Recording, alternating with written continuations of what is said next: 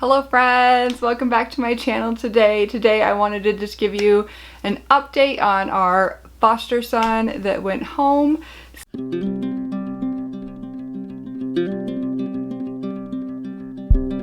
So hello friends, welcome back to my channel, and if you don't know me, my name is Winter Hendrickson and I have 4 children and a baby that we're adopting. Not a baby, but a child. We call them our babies. All our children are babies. So if you ever hear me say that. Anyways, I haven't been on YouTube for a while. We had to drop a couple things in our life. As everybody knows, moms of a lot of children or any children know that sometimes you just need to take a break, and that's what we did. We decided that through the transition of our foster son going back to his birth family, we wanted to take a little break and do some self-evaluation and make sure that we have the right purpose for YouTube and different things. So I just wanted to make sure that my heart was in the right place when I came back to YouTube. So I don't want to be one of those YouTubers that are like wishy-washy, you know? So here I am, I'm back, and I just wanted to explain some things about where we're at with this foster child. So he is just a doll and an angel, and we just love him so much. And as you guys know, a few weeks ago I posted that video that he was gonna go home that following Thursday, a couple days from that day, and he did end up going home that day. It was very awesome, exciting. I was so excited for his birth mom. Right before he went home, we had to have a safety meeting, and she was just so wonderful, and she was so happy. And how could I be sad when this mom was so happy to get her son back home with her? And it was just so wonderful. And I love this reunification story so much that it just makes me so happy, because God did it, and we still have a really good relationship. I'm part of her plan, and the best part of this, guys, is, so let me go back here. So just in case you guys are like, what is this girl talking about? If you don't know, you can go back. We have had a foster baby, an 18-month-old little guy, in our home for the last 2 months. It wasn't part of the plan, but because of the circumstances with him, we decided that we were gonna let him come into our home, and we would foster him, not knowing how long he would stay or anything like that. There's a lot of unknowns. Shortly after he came into our home, we just realized his family's doing great. He will likely go home pretty soon. And so 2 months in foster care isn't necessarily a long time. Typically it's 6 months on average that a child is in foster care when they come into care, just to make sure that that child is safe when they get home. But in this situation, this child is safe. And the cool part is, during the safety meeting that we had right before he got reunified, we were allowed now to go into their home 4 times a week to check up on him to make sure that he is safe, and just kind of accountability partner for his family, and just some really cool things. I'm like, it's really cool. And this birth family, they love us and we love them. There's no animosity between us. It could be very awkward. I've known a ton of stories where it was very awkward between the birth family and the foster family. Some tension there, maybe some insecurities on both sides, honestly, and it could be really bad. But in this situation, God made it awesome, and we have a really good relationship. And she has let us watch him overnight a few times since then. It's been a really good transition for our kids. I was really worried and praying that our kids would thrive from this experience and understand what it's like and why, and just there was a lot of questions that came up through the process, how come did he get to go home and I didn't get to go home, and just lots of questions that we needed to address and talk to our children about. And there is some emotions that came up that we just didn't know about, that we needed healing from. And I'm just so thankful, actually, for all these experiences for my children. Some people are always just super concerned about foster care and being a foster parent, and how that will affect the rest of your children. And in my experience so far, it has only been for the best, and it's only made my children better human beings, because of the fact that they have seen the brokenness and how we can care and how we can help and how we can support. And that has been really amazing and beautiful. And it's helped our kids have compassion and grace and just so many different things. And it's helped them heal as well, because they were foster children themselves. So I did want to update you guys on all of that. We love him to pieces.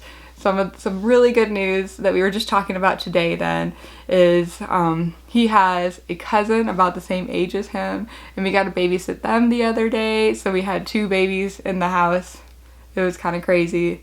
We are not necessarily baby people, but it was so awesome, and our kids loved it. And it was just kind of like we have more family now. And I think that is beautiful, and how I want to approach foster care from now on, as every time you have a child come into your home, this is always just a shocker for some people, is you aren't just embracing that one child, you're embracing a whole extended family and a whole unit of new people to love on, to help, to mentor, to learn from yourself, have them mentor you, to grow as people and just learn and see what God can do. I know it sounds like all flowery, but honestly, like, I think the pain of him not going home would be worse in this situation. Like, these kids, they need to go and be reunified with their family if it's possible. I know in all situations it's not possible. Trust me, I know. Like, I have 4 adopted children from foster care. I know it's not always possible, but my new stance and my new vision for foster care has completely changed from this experience, and how I can help and what God can do. Like, he can do so much, and it's amazing, guys. It's amazing. Nothing to be afraid of. I think that's one thing that a lot of families are afraid of with foster parenting as well, is how can I love this birth family? How can I be a part of their life when they did something wrong, or when they abused or neglected this child? Of course they did. That's why they're in foster care. Something really bad had to happen for them to get into foster care. So there's all these feelings that we have, but can we forgive them? Can we overcome? Can we say, okay, people can change? And that's something that we have to decide in our heart. Do we believe that people can change? Do we believe that people can be different than who they are? And I think that they can, because I know in my life, when I accepted Jesus in my life, I completely changed and I was a different person. I was very aggressive and angry and mean before, and I could have been one of these people that would have lost my children because of my bad mistakes that I've made. I could have been that person, but God can change all things, and he can change people. And I do believe people can change even on their own, and to some degree, but it's a lot easier with Jesus, in my opinion, of course. But I just I'm so amazed. That it's really awesome. I'm just amazed that I was able to do that. The grace that was on me to be able to have a whole experience like that. It was complicated, guys. I'm not gonna lie. I was honestly just nervous about the situation, because we love this little guy, and we have made a commitment in our heart that any foster child that comes into our home, it's the last home they go to, or they go home to their family. We will adopt them if they need to be adopted, or they go home to their family. There's no in between. If we have a permanent placement, that is the direction we go. So when we say yes to a child coming into our home, it's a very big decision for us. It's like saying yes for life.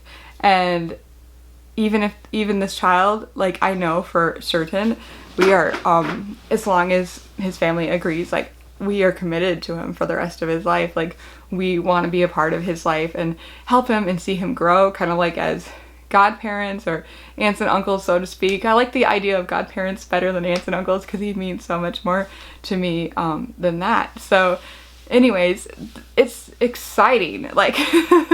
I'm so excited. So committing to these families is so important, guys. And I just want to encourage you, if you want to be a foster parent, and you're afraid of this aspect of it, honestly, this is probably one of the hardest aspects to put your head around, the idea of your child reunifying, going back home.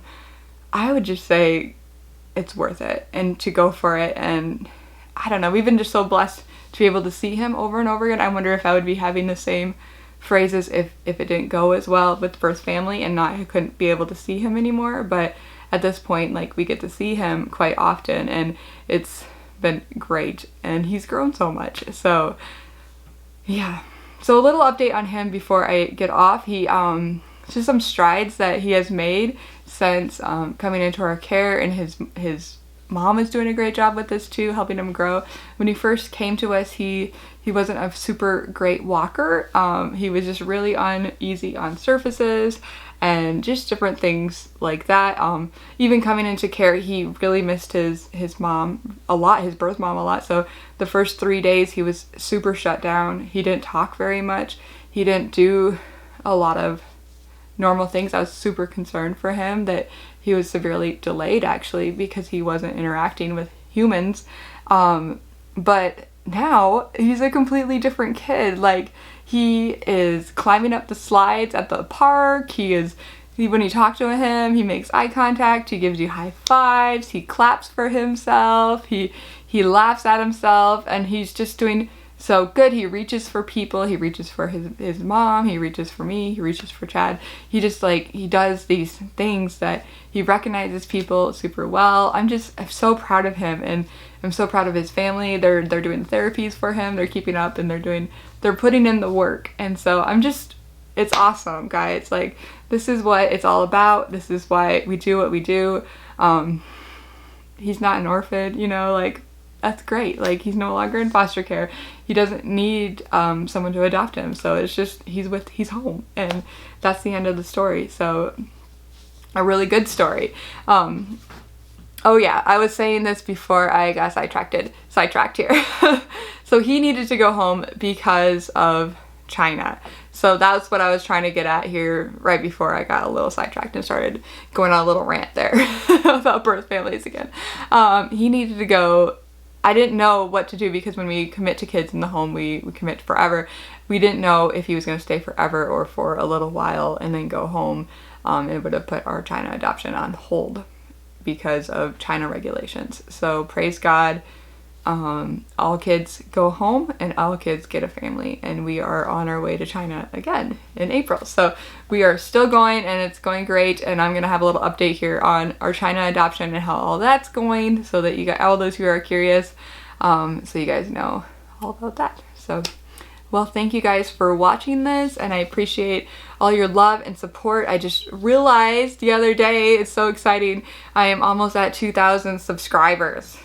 What? It's awesome. For me, that's like huge. Like, I can't even imagine. Like, that makes me think I'm like a legit YouTuber now in my mind. So it's a big deal for me. So I just appreciate all you guys following us, watching our videos throughout the few years that I've been here on YouTube, and how this has morphed and grown as a great space for me to express what's happening in my life, to be advocate for these children in foster care and adoption. And I just love you guys so much. So I appreciate it. So anyways, I hope you guys are having the best day ever, and I'll see you in the next video.